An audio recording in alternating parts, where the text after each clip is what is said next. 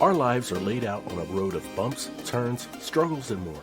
How do we respond? How do we endure adversity for learning and growth? I'm Aubrey Johnson, and we'll explore these questions and more on the road to rediscovery.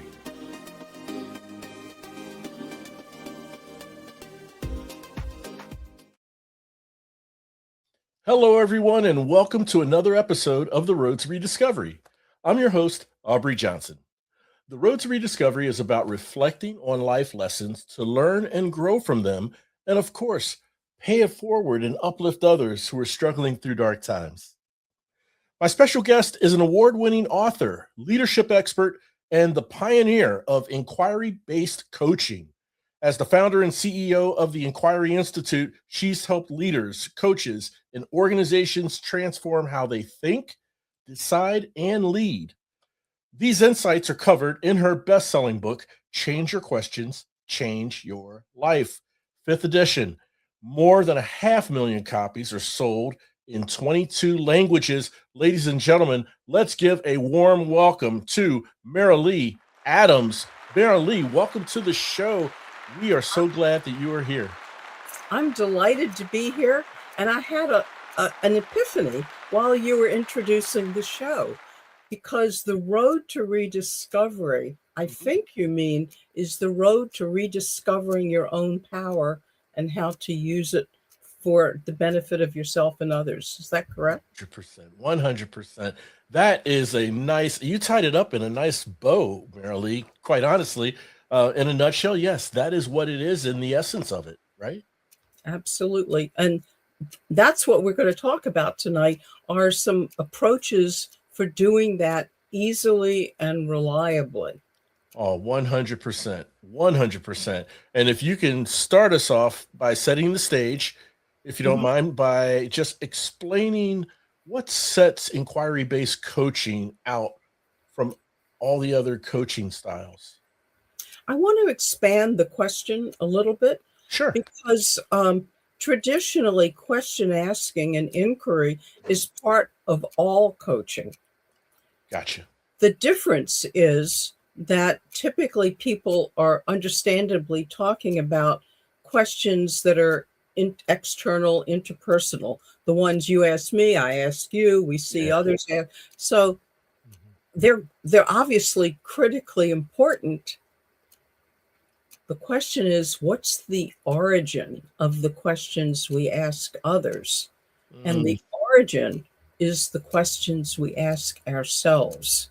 So where I focus is literally kind of a theory of thinking that our thinking is really a question and answer process. And what we think is an answer is actually the answer to a question that we may not even know that we asked. So it becomes very empowering to discover that we have a lens into our thinking. And when we can identify the questions that are helping us and the questions that are hurting us, then we suddenly have more power to choose the questions that can help us and then ask those. I see. So 2 questions behind that then. Kind of like how they've said in the history of computers from a long time ago, computers and software is just a whole bunch of ones and O's.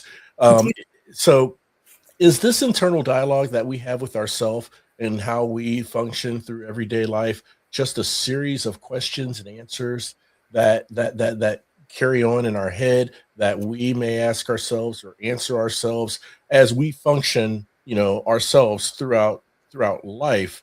But you're talking about taking those questions and answers to the next level and talking about the origin of these questions and leveraging the good questions that you ask yourself so that you can have an impact in a positive way of improving any facet of your life.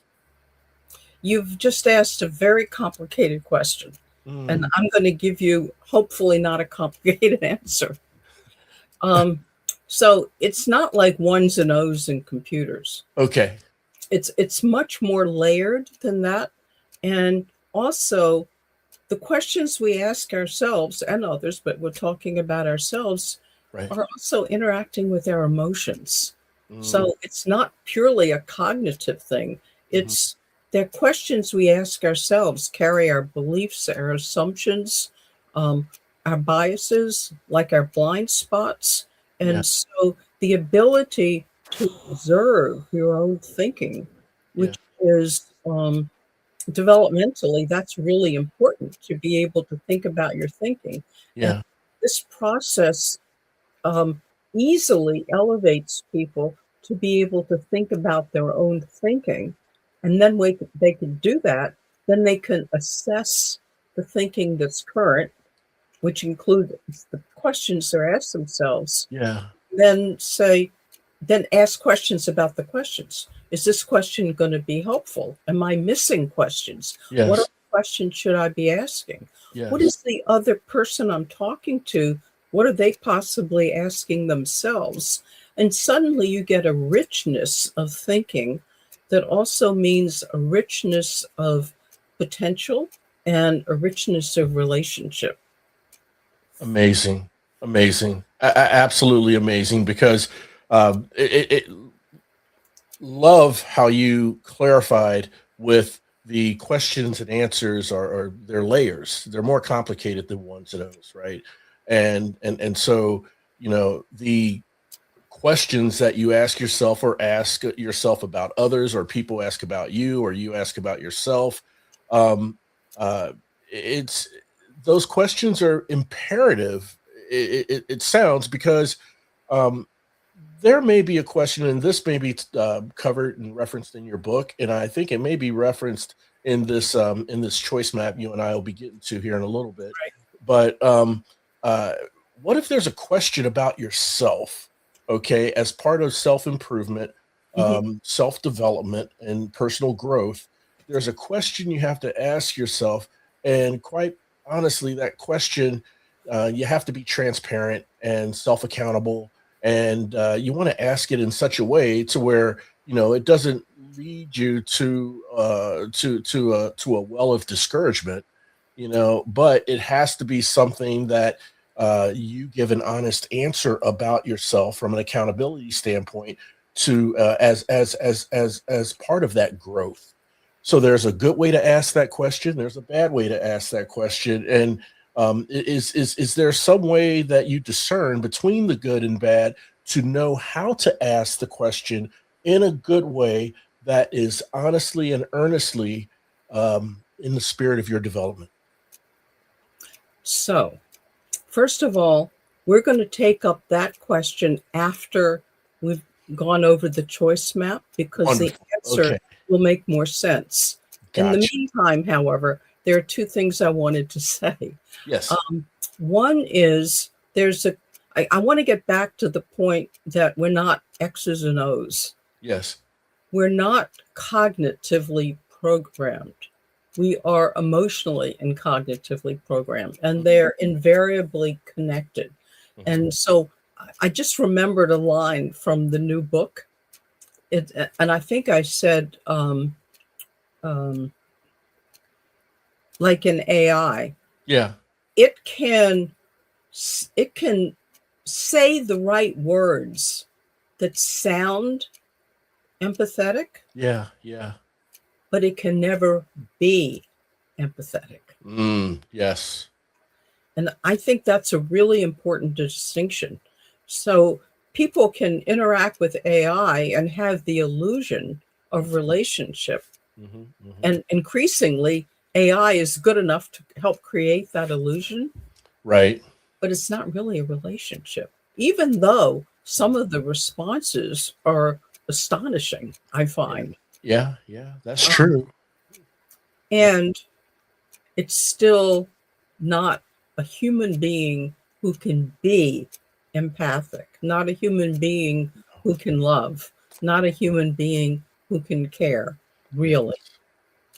It can Yeah. just sound that way. And I think that's really important. And I have forgotten the second thing I wanted to say. So why don't we go to the choice map?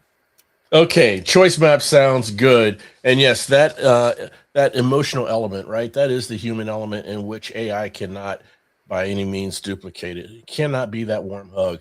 Okay, so Way, Aubrey, yeah, so what can't be duplicated, when we talked earlier in the conversation about empowerment, yeah, it can sound empowering, yeah. but what we want to get to, you and I, are ways to actually empower the interior, the being of the person, not have nice answers, but Right. really empower who they are, who they're being. So it has to touch the emotion.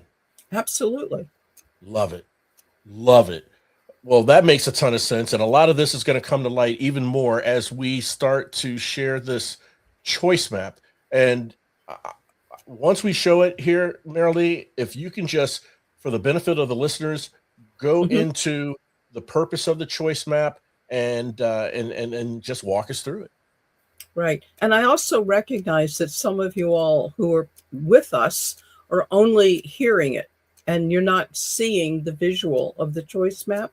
It will be, you can get it or see it through the show notes, because I'd really love for you to see it because it's so impactful.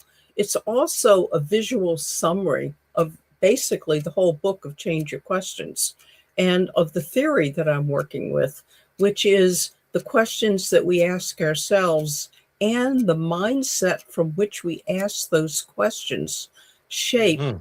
how we're thinking, how we're feeling, how we're relating, and the outcomes we get in life. So, for those of you who cannot see it right now, it looks almost cartoony. It's just one page. At the top, it says choice map. We choose moment by moment. And then off to the left, there is a figure, and then it's sort of like there's a fork in the road. So something happens to that figure, and typically what happens is that at first blush, we tend to take the judger mindset path, which goes down to the bottom of the page, and on the graphic, it actually takes us to the judger pit. And I will tell you that I myself have been muddy many times in the judger pit, and I think most human beings have been. Um, then there's the other, when I talk about the fork in the road, when something happens, we could also take the learner mindset. And that's a path that goes up and actually off the page, because we can only be innovative from learner. So there are figures on the path which actually represent the person on the left. And in those figures, they're thought bubbles. And so from learner mindset, we would be asking ourselves questions like, what do I want for myself and others? What can I learn? What assumptions? What's possible? What are my choices? And then there is a bulletin board up there at the top, and it says learner, thoughtful choices, solution focused, win-win relating. So when we take the learner path, all of that is already integrated into it. And that's, so we're asking those questions from learner mindset. The path on the bottom, which I call judger mindset, the questions are very different. They begin usually with whose fault is it, mine or them? Then we're asking, what's wrong with me? What's wrong with them? Why am I such a failure? Why are they so stupid? Why bother? And those are questions that obviously are diminishing to ourselves and to others. And we can, like I said, get very muddy in the judger pit. So what's so amazing, and I've tested this with thousands and thousands of people in countries all over the world, is that this basically speaks to the emotional landscape and what's actually true for us all the time. And it's important, Aubrey, to emphasize that there's nothing wrong with judger. Both learner and judger are normal, and they're actually brain related, because when we fall into or to judger, it's when we get triggered and reactive. It's also related, it's fear-based, it's related to the amygdala and the sympathetic nervous system. Yeah. When we can elevate ourselves to be in learner, we are actually activating the parasympathetic nervous system, Mhm. which helps us be calm, centered, present, and actually live in our prefrontal cortex so we can make good choices that are life-giving choices. Amazing. And of Yeah. course, I'll say one more thing. The Yeah. methodology is when you can recognize the mindset that you're in, Yes. ask yourself, am I in judger? But ask it as a piece of information, not judgmentally.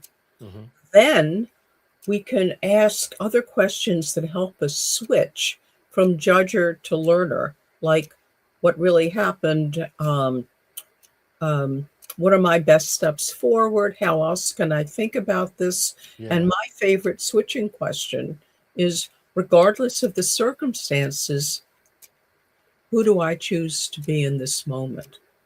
Mm.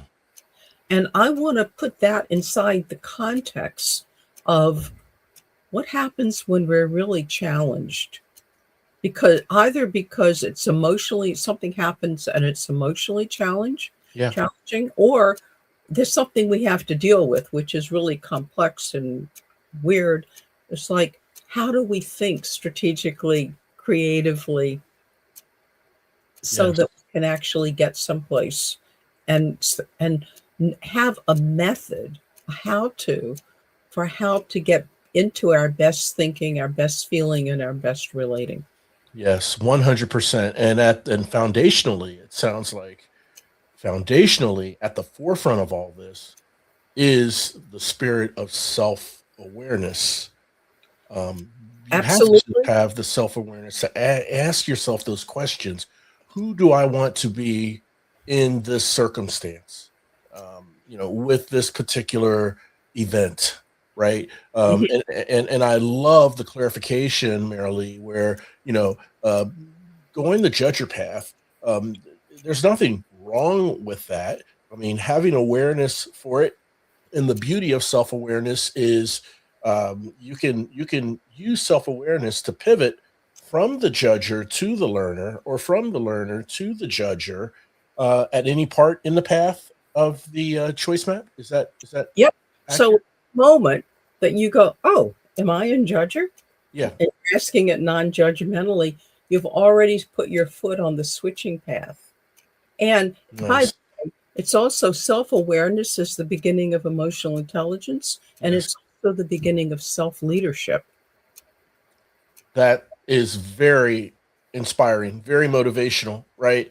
For people to realize the importance of self awareness, especially those who are in the pit of despair, where they feel like they have nowhere to turn, where they feel like every path they're taking on their choice map is a judger path, because they're so emotionally triggered, emotionally charged, and we are emotional beings as humans, right? But we can we can acknowledge the self-awareness we have to ask ourselves those questions, to your point again. Ask questions, and and live by your answers. Ask questions and get the answers, and change and develop from those answers, those questions you ask yourself.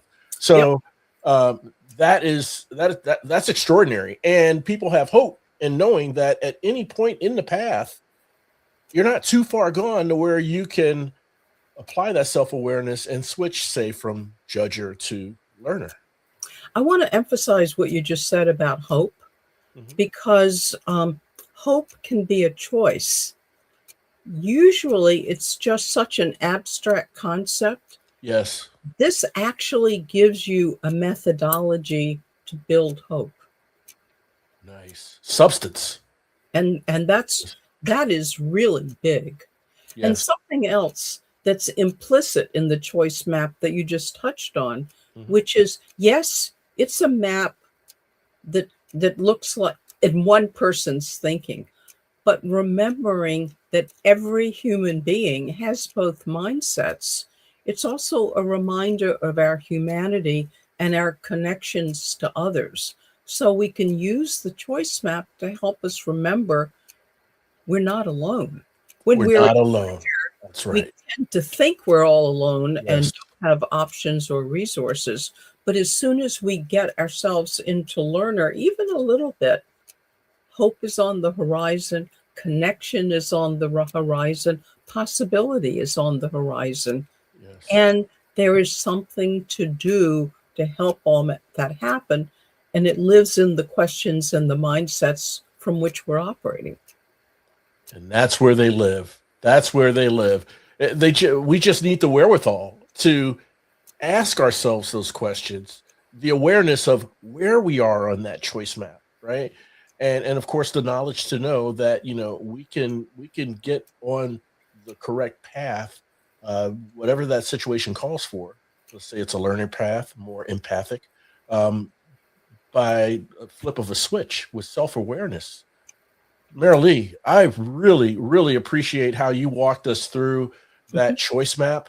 One of the things that came to mind as you were talking about that and walking us through it is, there was a case study, of yours that I read a while ago, and I'm only going to paraphrase, loosely paraphrase, I'd love if you could kind of maybe expound on this as a life example. This case study I found fascinating.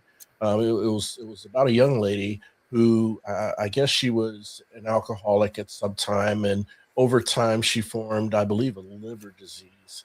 I'm And sorry. Oh, liver disease, you yeah, said? yes. Yes, and so, trying to figure out the root cause and the source of the problem, and so many different tests and everything that, these different doctors and hospitals and institutions have done.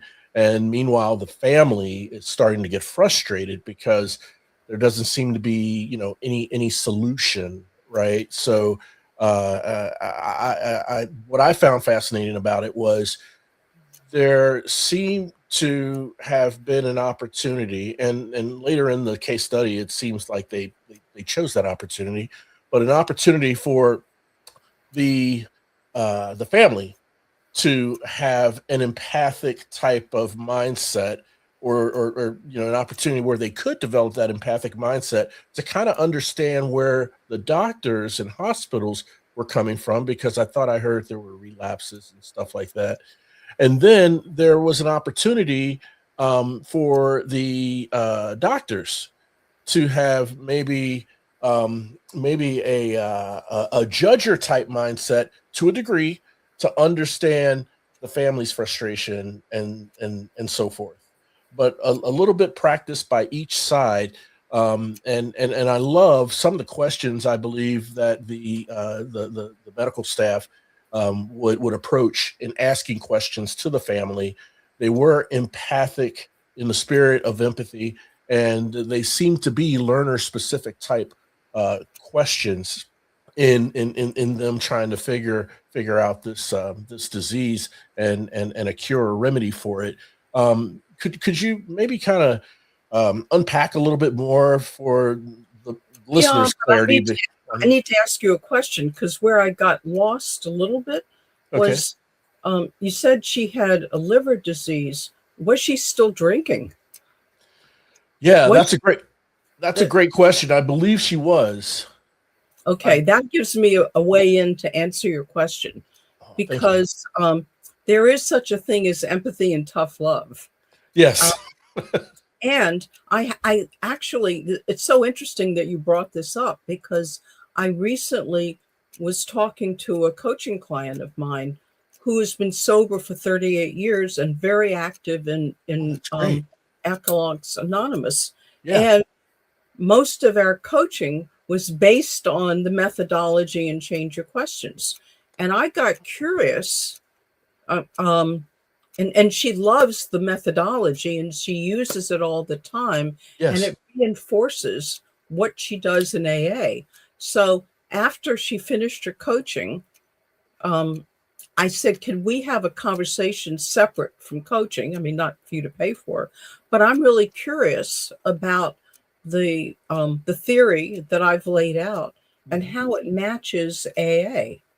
So Yeah. we actually went through each of the steps, and then she wrote out for me, this is where it matches. This is the step it goes to. This is Fascinating. where learner and judger comes in. This is how you would apply it.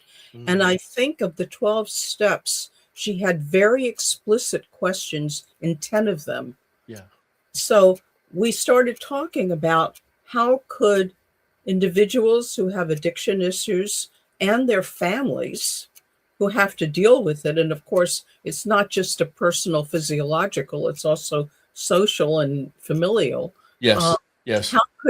how could the choice map help people make their way through the complicated conundrum that addiction um, presents? Yes. And we we haven't developed it any further, but we both got excited because I had never explored with somebody who actually knew what they were talking about, uh, with the 12 steps. And Yeah. I now have documents that she had produced. So your intuition is right on, that um, there's an alignment that can be empowering. Amazing. That's amazing. And you know that should be very empowering and motivating for the addict themselves, right? Right. Yeah, there may be some pains and some tough love that has to be expressed, you Hmm. know, but the arrows all point to that landing spot of transformation, which is where we want our loved ones to be who are addicts. Right. So it's a transformation in thinking and Mhm. it's a transformation in action. And you need both. You need both. You need both. Absolutely. Absolutely.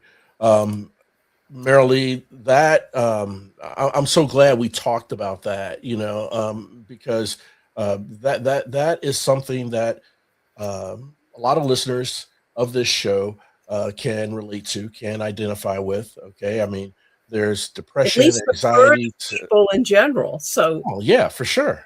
Yeah. I mean, without a doubt, right? And not just addicts, but also families of addicts, right? right.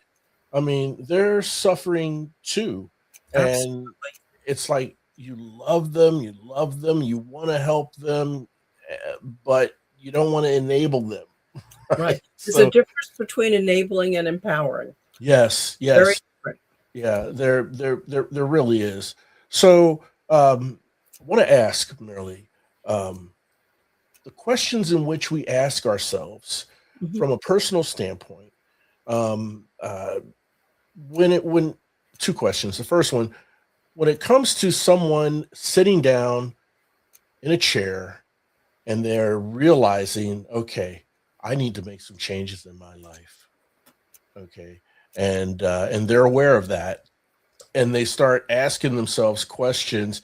Is it sort of a do you have to take inventory of your life to do this, or can you just You ask? just talked to AA language. Take inventory? Is that was that an That's A? yeah. Oh my gosh. Okay, well that I didn't know. I've never been to AA. My father was a alcohol survivor, sober for over 40 years after he stopped. Wow. But yeah, Congratulations to oh him. thanks. Yeah, before he passed back in '06. But I mean, he knew and he talked to me about it a lot Uh-huh. because talking about it helps, you know. So but yeah, uh, that type of phrase or term to me, take inventory. Um, I kind of say it tongue in cheek, but I mean, uh, is it every facet of our life that we need to ask ourselves questions on if we want to sit down and try to figure out where we need to improve? Or do we Well, just ask ourselves where we think we need to improve? What does my boss think of me? Um, why do I go to work and I'm in a bad mood when I park in front of the building? And you know, those types of everyday things. let me get more fundamental. I mean, I could spend Okay. hours talking about that, and we don't have hours. Right, Um, right. but let's say we have somebody who has a sense that they're not living fully, Hmm. and they're being honest with themselves. Right. and they want to live fully, Yes. um, then there are a lot of questions that they could ask themselves that would allow them to explore that. Yes. Like, and I'm just going to make up a whole bunch of questions. Um, who am I really? What Yeah. do I care about? What are my goals in life? Where am I doing well? Where could I do better? What would other people say about me if I asked them how I could improve myself? What Yeah. would bring me great satisfaction? What am I not doing that I really want to? Yeah. Um, if I didn't have to work for a living, what would I do that would be so satisfying? What do I Yes. want? You see, you could with me, you could just push a button and questions. Yeah. Right. Right. But see, those questions are honest self-reflection questions. Yes. Yes. And if you do it, and one of the things I personally do is every once in a while I take on those questions, and it really helps me to do some writing about them, because sometimes in the writing, the unplanned writing, Yes. new ideas and insights occur. And what I'm looking for is how to develop my interior life Yep. in a way that's really in alignment with my values and goals. Um, and nobody is fully in alignment. Right. So, and that also means, by the way, being authentic about parts of myself I don't like. Yes. Yes. Um, That's and that self-accountability I was asking about before, right? A question that you ask yourself that you know you're not going to like the answer, but you don't want to be discouraged from it either. But right, you need to answer it and ask it so you can answer it to build the foundation for transform. may not like the answer, but you might need the Yeah, answer. you might need the answer, right? And Yeah. do you have the courage to listen to yourself Yes. The authentically? courage. Yes, the courage to listen. There's a phrase that some people say that quite annoys me, quite honestly, Marilee. And the phrase is, "Don't ask the question if you're not ready for the answer." And I'm like, well, I mean, how can you say that if you don't know what the answer is? That's why you're asking the question. It's this whole chicken and egg thing. Well, Um, way, but there's another interpretation of it, which yeah, is you might get an answer you don't like. Do you have the courage to listen to that? at least acknowledge that that could possibly happen. But for someone, and I like that. That's a better approach. That's a better way to couch the question, right? What you just mentioned, not suggesting to someone, don't ask the question if you're not ready for the answer, because in a lot of cases, we don't know what the answer is. Otherwise, why would we ask the question? But You yeah, make, you're making me think of a lawyer. oh So yeah, you do not ask a question you don't already know the answer to. yes, In yes, deposition, you ask every question under the sun because you need to have full information. 100%. Yes. No, absolutely. Yeah, you do. And I guess that's all part of the litigation strategy, I guess, or what you would call it. But um quick question. This is regarding and I think this is your methodology is very, very unique. Okay. And I was trying to see, there's something that I've heard of in the past called the five whys. Hmm. And so we ask ourselves, why up to five times, I guess, to peel a layer of whatever the problem it is that we're trying to solve. And that should help us, it's supposed to, in theory, help us get to the root cause, right?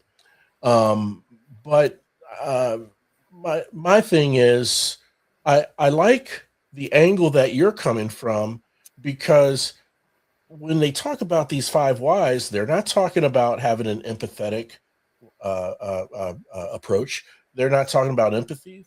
They're not talking about judgy. But there is the emotional element that we must take into consideration and be cognitive of, which you are in your methodology, and that's what I find fascinating. and asking yourself these questions to to change your life? I'd love to respond to that. How much time do I have? um, I mean, please share whatever insights you have on So your thoughts. um, questions and life are always framed by the context that we're in. Yeah. So if you were in an engineering context and you were doing like an after action review Hmm. and you needed to find out what worked and what didn't work so you could fix it, Hmm. then the 5 whys would fit into lean thinking. And Sure. really, you absolutely have to find out what didn't work. Sure. Now, Yes. that's very different than, let's say, in the situation, Aubrey, that you brought up before. Basically, I want to increase my self awareness and I want to feel more empowered in life and all of that. Hmm. And then I could say, um, I just did X and I realized I sabotaged myself. Let me think about what could have been under that. Yes. And then I'd go, well, why did I do that? Well, why did I Ah, do that? I Well, see. what assumptions were in that? What Yeah. beliefs was I acting out when I Yeah. did blah blah blah? Yeah. What are um, what could be some hidden motivation, and what could I do to fulfill it in a better way? So Yeah. that's a human emotional way. Now that's not what people typically think of with the 5 whys, No, but yeah, that's true. Absolutely. I wanted to, the whole world of inquiry is both very complex and very simple. Yeah. And I don't know if I have this quote here. Um, I'm going to paraphrase it. It's Okay. adapted from Oliver Wendell Holmes. Hmm. And he said, for the simplicity, I wouldn't give a fig for the simplicity on this side of complexity, but I would give my life for the simplicity on the other side of complexity. Ooh, I like that. I like that. And what Well I'm said. hoping is that what I've developed is the simplicity on the other side of it that Yes. has deep roots, but it's also very practical. Yes. Yes. And to me it sounds like it. I know we're barely scratching the surface, Yep. but fundamentally speaking and conceptually, um the, the methodology sounds very practical and can be applied quite easily in just about every life Right. situation. Yeah, I completely believe that. The and I know I just paraphrased or loosely paraphrased the case study, but what I read in that Mhm. was 100% applied. There was a full alignment in each of those ideas and thoughts and concepts of the methodology to addiction, to alcoholism, to the mindset and the approach that the family was having versus the medical staff, right? So totally in alignment. This is an absolute delight, Marilee. Now, I want to ask you, um, how can this be applied um, in a group setting? Let's say not necessarily in an engineer circumstance where you're trying to figure out how can we improve efficiencies or streamline a process or anything like this, but let's say in corporate America, a team.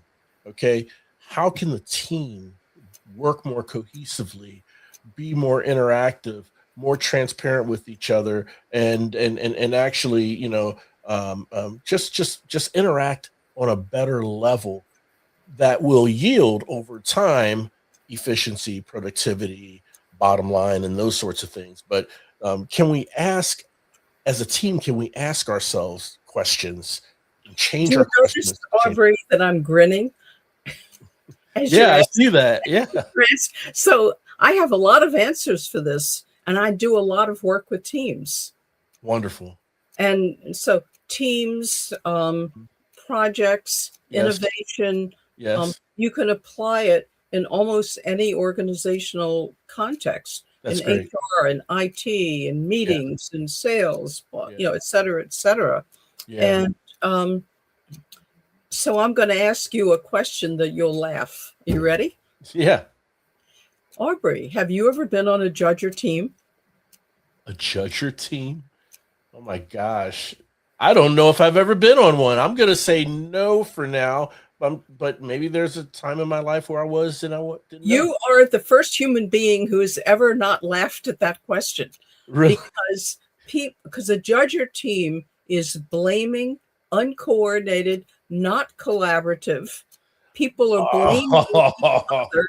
The volume is yes. loud, but the productivity is Is low. low. Right. Oh my gosh. This is incredible because you're reminding me of an activity that we used to do called ecotonus, and it's culture based, and it was an exercise that was birthed from the Peace Corps. But anyhow, yeah, productivity was low, the bickering was high, right, and that team barely moved the needle, and everyone's blaming everyone else, right, pointing fingers. You That should see the exercises I do with teams based oh on my, what you're talking about. really. And it's dramatic and they get it. And then it hits home to them, right? Right. Yeah. Do you want to be on a judger team that does all the things you say Hmm. and it doesn't feel good in addition No, to, it doesn't feel or good. do you want to have the productivity and even possible harmony and the creativity and the collaboration that Yes. comes when people are bringing their learner selves? Yes. Yes. Yes. Oh, Marilee, I love the flexibility of this methodology applying to an individual Mhm. and the flexibility to apply to a team. It's And for extraordinary. leadership And leadership, and right? to culture. Culture as well. It's Right. astounding. It's astounding, and it's one of those things. And maybe I'm a little missing the mark here, but to me, it's one of those things that it's so obvious. It's right in front of you, and I haven't noticed all this time, but now that I've noticed, it's like mind blowing. It's a Right. And breakthrough. you can't not notice. Yeah, you can't not notice from there, right? I'm going to Right. be noticing in my own internal dialogue now if I'm asking myself a question and what kind of question I'm asking and what is the end result of that question I'm getting based on the answer. And then that'll help me kind of assess, okay, did I ask the question in the right way to get the answer that I That's want? a great question. So that's And I do want to say I wrote the book. It's with the book, by the way, is a fable. So it's a story and it's a okay. quick read story about a leader who is failing and failing with his team. And I then see. he has a coach who teaches him all this stuff. Yes. And what I tried to do in the book, I wrote it in first person from the Okay. perspective of the failing leader Gotcha. Okay. so that the reader could learn the thinking changes along with him. Ah, I see. And So put themselves in first person. the book is a lot in first person, Yes, but as the reader can put themselves in right? as That's first the point. person. Okay, That's the point. gotcha. And then they start thinking about their own thinking differently Yes, as they're doing the exercises that the coach gives his client. amazing, amazing. Marilee, can you explain to us what is and what are the characteristics of? I don't know where I read this, but a chief question officer. I made it up. You did. I love the name, by the way. Yeah, I made it up. Inquiry-based coaching, chief question officer. To me, I mean, it's a huge. It's more than a brand. I mean, to me, it's an essence of the concept and the ideals that you I'll tell have. you, I love that you asked me that because in my company, we train people how to do all this, and Yeah, we do train the trainer. yeah, And a lot of companies were coming to us and saying, "Can you help bring this in? Can you help bring this in?" right. And I realized we can't train enough trainers to go to all the companies that want this. Correct. If we created a program where internal, it could be HR, it could be learning and development, it could be Sure. so Sure. that we could help people internal be experts in this material and then coach them how to bring it into their companies. Yes. Then we Yes. could, because we don't want to have companies dependent on us. We Right. want to empower them with the materials. Yes. And Yes. so, Self-serving. so it's basically for internal. We also have people who are external who come to the course, and Right. people come just for personal transformation. Oh, And absolutely. of course, we now have a lot of digital products and things that can support them internally in Yes. doing their work internally. So I made it up. Chief Question Officer could be an HR, L&D, Yeah. whatever. Yeah.